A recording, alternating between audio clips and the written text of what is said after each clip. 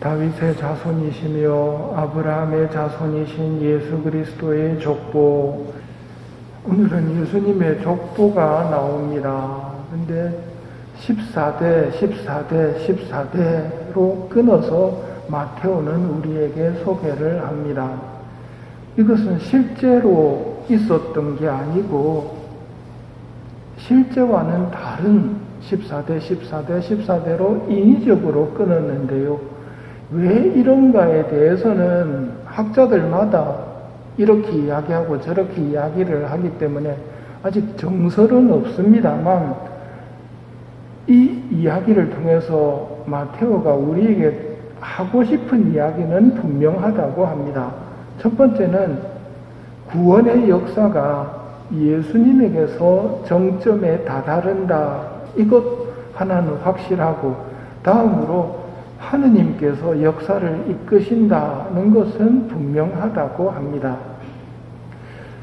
마테오는 이렇게 14대식 족보를 자르면서 무엇을 말하고 싶을까?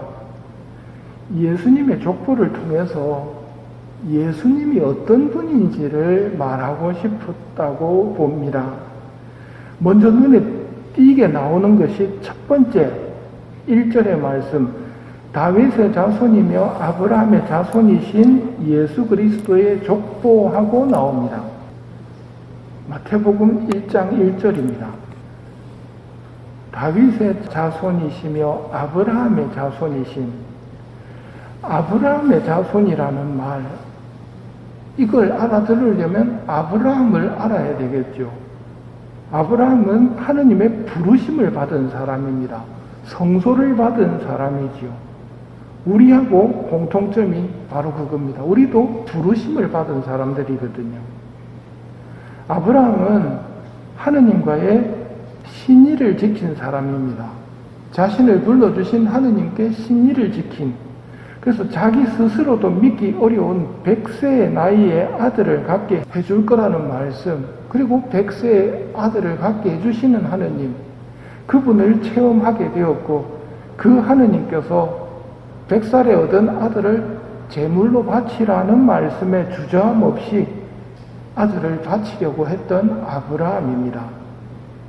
이런 순종을 보시고 하느님께서는 양을 마련해 주시지요. 이삭이 아버지 아브라함에게 물었을 때 대답합니다. 얘야, 번제물로 바칠 양은 하느님께서 손수 마련하실 거란다 하는 예언을 하는데 실제로 그 일이 이루어지지요. 이렇게 하느님께서 개입하심으로써 당신이 주셨던 이삭을 손대지 않게 하시고 대신 하느님이 마련하신 양으로 제사를 바치게 했던 이런 일을 겪었던 분이 아브라함입니다. 부르심의 사람이고 순명의 사람.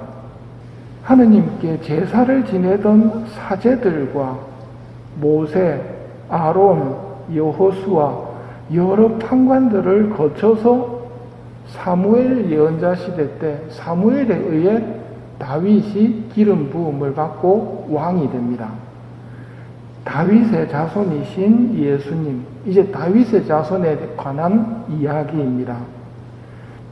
다윗의 자손이 되셨다는 말은 다윗이 이스라엘의 가장 유명한 임금이면서 전성기를 누렸던 임금이 다윗 임금입니다.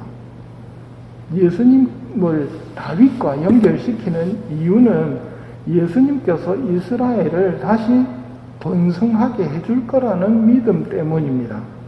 그래서 지금도 이스라엘에서 가장 유명한 임금이 다윗 임금입니다. 다음으로 족보 14대가 끊기는 곳이 바빌론 유배 시절입니다. 이집트 귀양살이나 바빌론 귀양살이는 힘이 약해서 강대국의 노예로 사는 것이기도 하지만 본질적으로는 하느님께 순종하지 않았기 때문입니다. 죄중의 생활을 고집하면서 불행에서 헤어나오지를 못했습니다. 우리도 지금 귀양살이 중이라는 것을 기억해야 합니다. 본래 우리 집은 하늘나라입니다. 아버지 집이 우리 집입니다.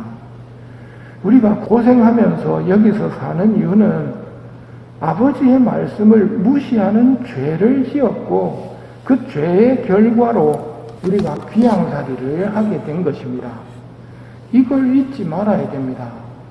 우리가 잘못해가지고 지금 귀양살이를 하는데 이걸 잊어버리고 다시 마귀에게 그놈의 거짓말에 넘어가게 되면 모든 탓을 또 하느님한테 돌리는 게 어리석은 인간의 모습이거든요.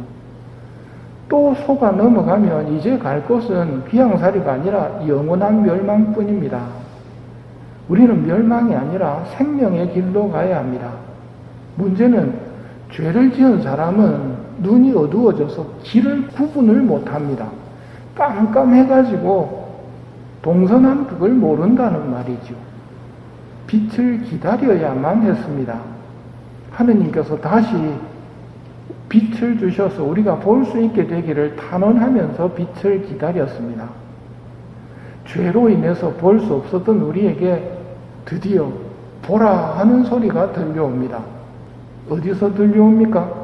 그걸 그대로 옮겨놓은 게 미사 때입니다. 보라 하느님의 어린 양, 세상의 죄를 없애시는 분이시니 하고 보라 하면서 하느님의 어린 양을 보여줍니다. 죄로 말미암아 시작된 귀양살이였죠. 죄로 말미암아 시작된 그 귀양살이를 없애주실 분이 누구냐면 하느님의 어린 양, 이삭 대신 잡아 바쳤던 하느님의 어린 양이 희생됨으로써 세상의 죄를 없애시는 분이 오셨단 말입니다. 이제 뭘 봐야 될지 분명해집니다. 보라, 하느님의 어린 양. 끝까지 하느님을 거부하는 것은 어두움을 고집하는 것입니다. 보라 하시는 말씀에 따라 하느님의 어린 양을 보면 이 귀양살이가 하늘나라에서 끝나지만 끝까지 죄를 고집하면 지옥에서 끝이 납니다. 우리는 하늘나라로 갑니다. 그리로 가는 길은 좁은 길이지만 우리는 좁은 길을 따라 걸어갑니다. 그 길이 예수님이 가신 길이기 때문이고 착한 양들은 착한 목자를 따라갈 뿐입니다. 보라 하느님의 어린 양, 이삭을 제물로 바치라는 제사를 명하신 하느님께서 이삭에게는 손대지 못하게 하셨지만 당신의 외아드님을 제물로 바치십니다. 이것이 우리에 대한 하느님의 사랑입니다. 하느님의 사랑을 받는 우리가 해야 할 일은 이런 하느님의 사랑을 믿고 간직하며 곰곰이 생각해보는 일은 하셔야 합니다. 대림 시기를 지내며 우리가 기다리는 분이 어떤 분인지 오늘은 족보를 통해 보여주셨습니다. 예수님에 의해 드러난 나에 대한 하느님의 사랑을 기억하며 이 미사를 봉헌합시다.